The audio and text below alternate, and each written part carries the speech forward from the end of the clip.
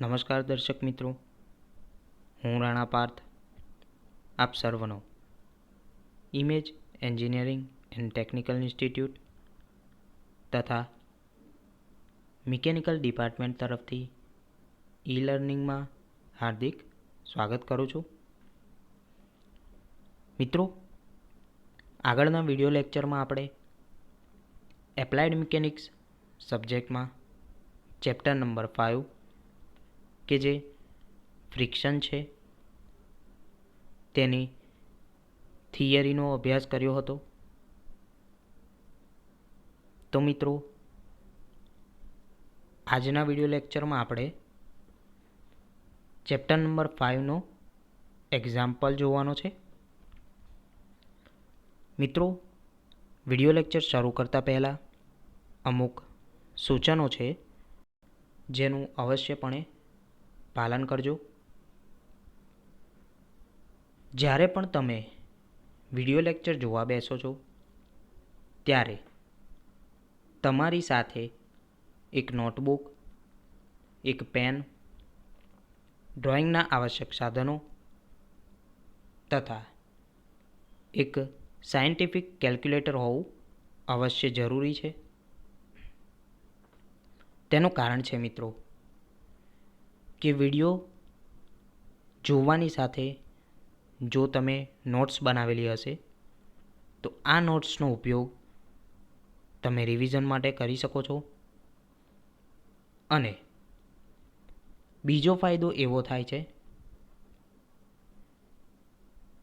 કે નોટ્સ બનાવવા માટે પહેલાં તો વિડિયો લેક્ચર જ જોવો પડશે અને પછી નોટ્સ બનશે. આના કારણે શું થશે કે તે થિયરી કે એક્ઝામ્પલ એ તમારા માઇન્ડમાં 2 વખત રિપીટ થશે. આના લીધે તે થિયરી કે તે એક્ઝામ્પલને યાદ રાખવો સહેલો બને છે.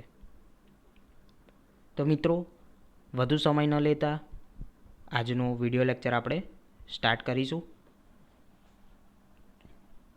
એપ્લાઇડ મિકેનિક્સ સબ્જેક્ટમાં ચેપ્ટર નંબર 5 ફ્રિક્શન, એક્ઝામ્પલ નંબર 1. હવે મિત્રો, ચેપ્ટરનો પહેલો એક્ઝામ્પલ છે એટલા માટે આપણે એના સ્ટેપ્સ જોઈ લઈશું. પહેલાં તો મિત્રો, ફ્રિક્શનના દાખલામાં જ્યારે આપણને રકમ આપી હશે તેના ઉપરથી એક આકૃતિ બનાવવાની રહેશે. ત્યારબાદ બીજું સ્ટેપ કે બધા જ સમાંતર બળોનો સરવાળો શૂન્ય કરવાનો છે. સમાંતર એટલે કે જે જમણી બાજુ જશે તેને પ્લસ લઈશું અને જે ડાબી બાજુ જશે તેને માઇનસ લઈશું. ત્યારબાદ મિત્રો, ત્રીજું સ્ટેપ છે આપણી પાસે કે બધા જ લંબ બળોનો સરવાળો શૂન્ય કરવાનો છે. હવે લંબ એટલે બધા જ ઊભા થશે 90 એંગલે, એટલે જે ઉપર જશે તેને આપણે પ્લસ લેવાનો છે અને જે નીચે આવશે તેને માઇનસ લઈશું. તો મિત્રો, આ ત્રીજું સ્ટેપ હતું. અને ચોથું સ્ટેપ એવું છે કે એક ફોર્મ્યુલાનો ઉપયોગ કરવાનો છે, મ્યુ બરાબર F/RN, એટલે કે ફ્રિક્શન ભાગ્યા નોર્મલ રિએક્શન. તો મિત્રો, આ સૂત્રનો ઉપયોગ કરવાનો છે આપણે. એ ચોથું સ્ટેપ થશે. તો મિત્રો, આવા સરળ 4 સ્ટેપ કરવાથી આ એક્ઝામ્પલ કમ્પ્લીટ થાય છે. તો જોઈએ. સમક્ષિતિજ સપાટી સાથે 30° ખૂણો.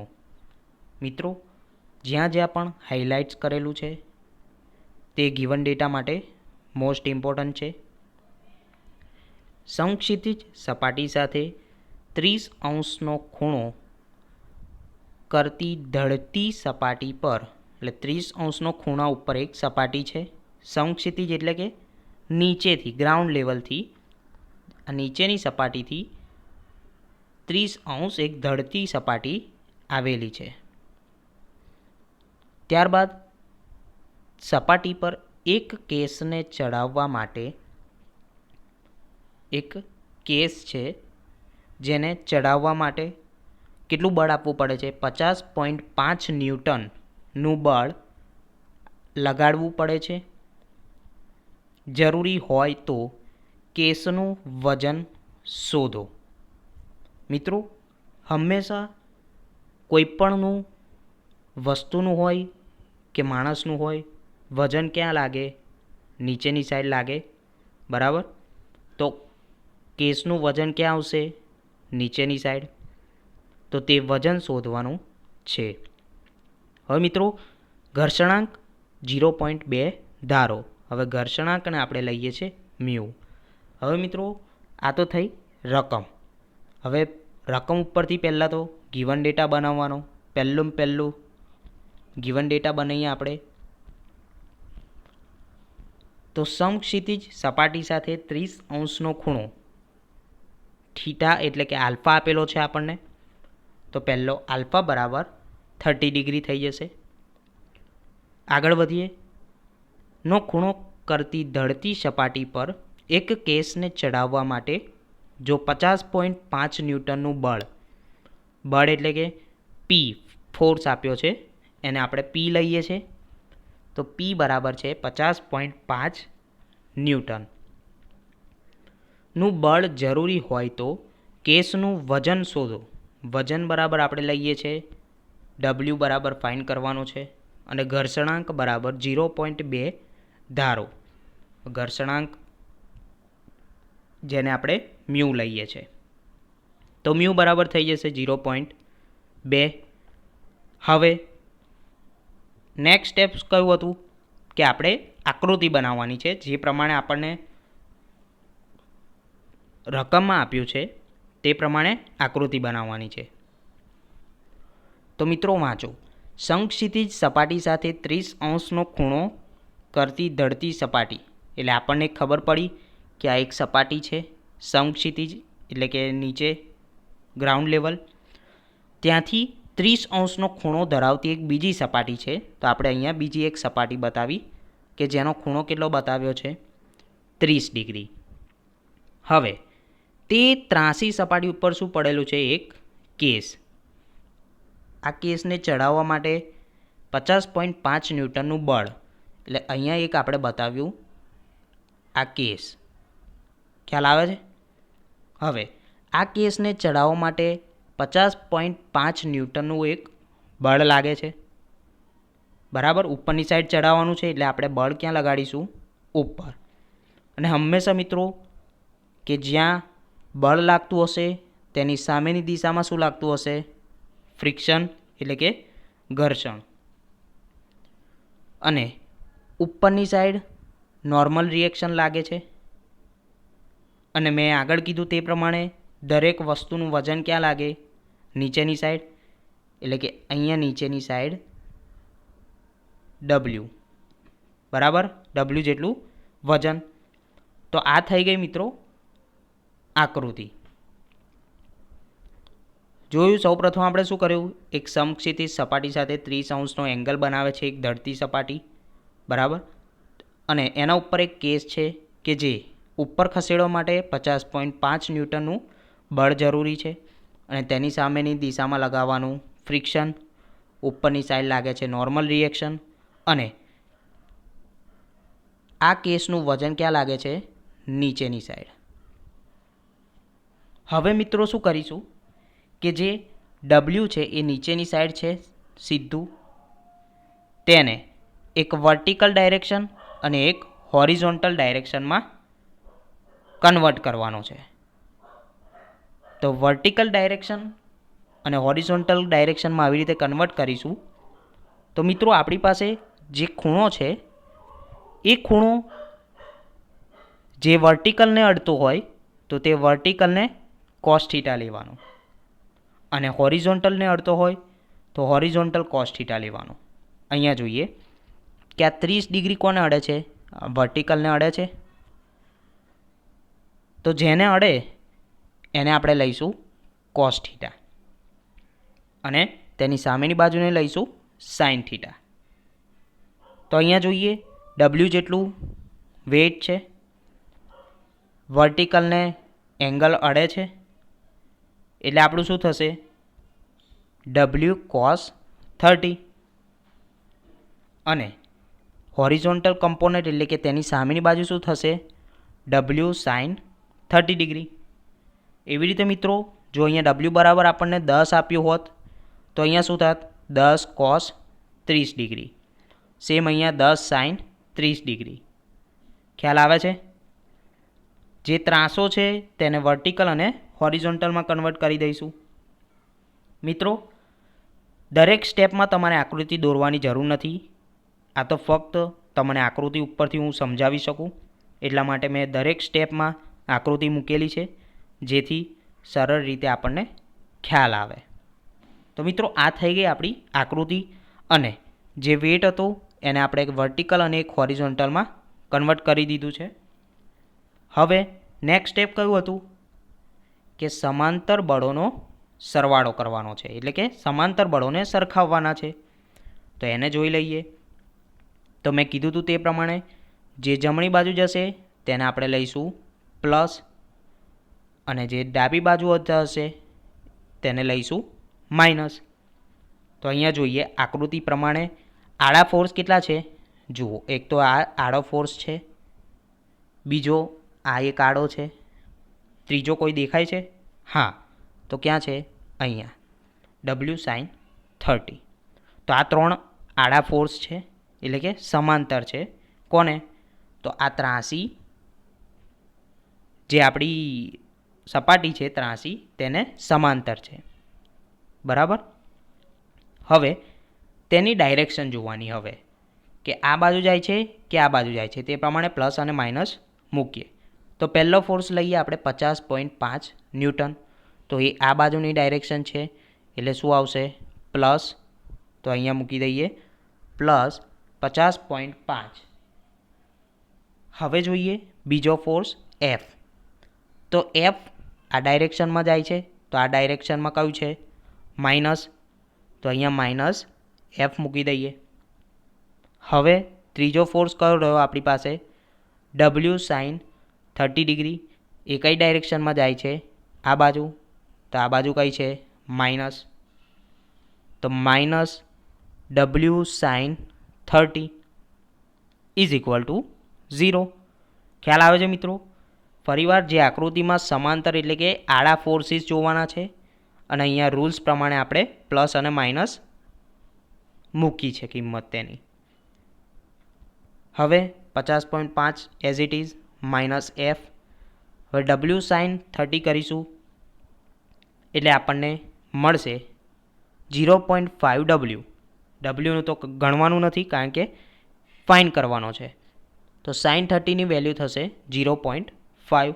તો 0.5 ડબલ્યુ ઇઝ ઇક્વલ ટુ 0. હવે શું કરીશું?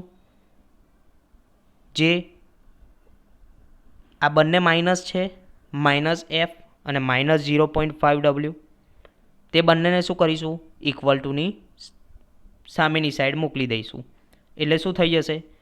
બંનેની સાઇન ચેન્જ થઈ જશે. જે માઇનસ છે તે બધા પ્લસ થઈ જશે. તો જુઓ મિત્રો શું મળે છે કે 50.5 તો છે જ ઇઝ ઇક્વલ ટુ આ માઇનસ એફ છે ઇક્વલ ટુની આ બાજુ જશે એટલે પ્લસ એફ થઈ જશે. તેવું જ 0.5 ડબલ્યુ માઇનસ છે એ આ બાજુ જશે એટલે પ્લસ થઈ. એટલે આપણને ઇક્વેશન મળશે 50.5 બરાબર એફ પ્લસ 0.5 ડબલ્યુ, કે જેને આપણે સમીકરણ નંબર આપી દઈશું 1. તો મિત્રો આ થયું સમાંતર બળોને સરખાવતા. હવે આપણે લંબ બળોનો સરખાવવાનું છે. હવે લંબ બળોમાં કયા આવશે? ઓબ્વિયસલી વર્ટિકલ, કે જે ઉપર જાય છે તે પ્લસ લઈશું અને નીચે આવે છે તે માઇનસ લઈશું. તો જોઈએ, પહેલાં તો આકૃતિમાં જોઈએ કે વર્ટિકલ ફોર્સીસ કેટલા દેખાય છે. તો અહીંયા આપણને બે ફોર્સ વર્ટિકલ દેખાય છે કે એક તો RN છે અને બીજો છે W cos 30. મિત્રો જે આ W છે તેને કાઉન્ટ કરવાનું નથી, કારણ કે એને ઓલરેડી આપણે વર્ટિકલ અને હોરિઝોન્ટલમાં ડિવાઈડ કરેલો છે. એટલા માટે મેઇન ડબલ્યુને ગણવાનો નથી, ફક્ત W cos 30 અને W sin 30 ને ગણવાના છે. તો મિત્રો અહીંયા વર્ટિકલ આપણા બે ફોર્સ હતા. હવે તેને પ્લસ અને માઇનસ સાઇન આપી દઈએ. જુઓ, પહેલાં તો RN લઈએ, એ ક્યાં જાય છે? ઉપર. તો ઉપર આપણે શું લઈએ છીએ? પ્લસ, એટલે અહીંયા પ્લસ RN. હવે બીજો ફોર્સ કયો છે? W cos 30, કે જે ક્યાં આવે છે? નીચેની સાઈડ. તો નીચેની સાઈડ શું છે? માઇનસ. તો minus W cos 30 is equal to 0. હવે શું કરીશું કે cos 30નું કરી નાખીએ. W તો એઝ ઇટ ઇઝ રહેશે. તો મળશે RN minus 0.8660 W is equal to 0. તો આ થઈ ગયું મિત્રો આપણું બીજા નંબરનું સમીકરણ. તો સમાંતર બળોને સરખાવતા પહેલું સમીકરણ મળ્યું, લંબ બળોને સરખાવતા બીજું સમીકરણ મળ્યું. હવે જોઈએ, અહીંયા લખેલું છે પહેલું સમીકરણ અને બીજું સમીકરણ. હવે કયું સૂત્ર મૂકવાનું છે આપણું? મ્યુ બરાબર F ભાગ્યા RN, એટલે કે ફ્રિક્શન ભાગ્યા નોર્મલ રિએક્શન. હવે શું કરીશું? જો આપણને Fની કિંમત જોઈતી હશે તો શું કરવું પડશે? આ RN ને ઇઝ ઇક્વલ ટુની આ બાજુ મોકલી દઈશું. એટલે જો ભાગાકારમાં છે એટલે ક્યાં જતું રહેશે? ગુણાકારમાં. તો અહીંયા શું થઈ જશે?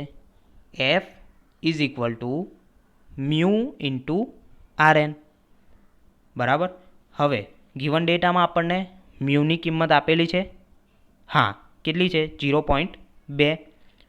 તો F બરાબર થશે 0.2 RN.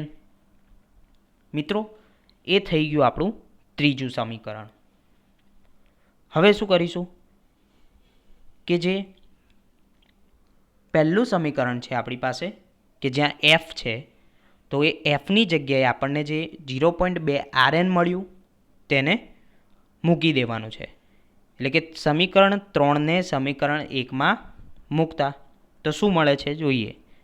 તો મળશે 50.5 જે અહીંયા છે ઇઝ ઇક્વલ ટુ F બરાબર શું મૂકીએ છીએ આપણે?